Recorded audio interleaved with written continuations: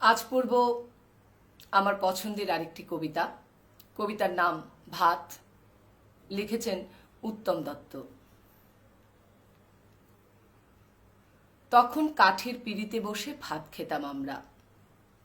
দু এক কণা ভাত মাটিতে পড়ে গেলে বাবা বলতেন, তুলে নাও। এই আকালে ভাতের নাম ঈশ্বর। দুটো মন্বন্তর আমার শৈশবকে পিষে মেরেছিল। আমরা জানতাম এক মুঠো ভাতের দাম কত ডলার। রোজ জুটত না তাও।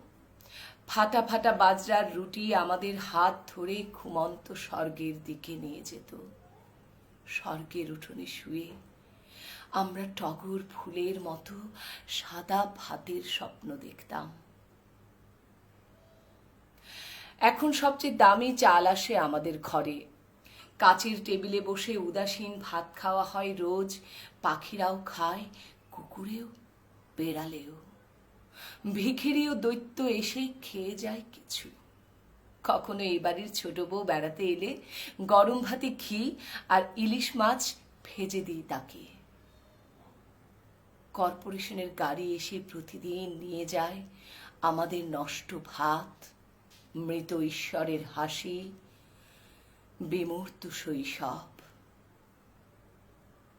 স্বর্গের উঠোনে শুয়ে আমরা কতদিন টগর ফুলের স্বপ্ন দেখি না।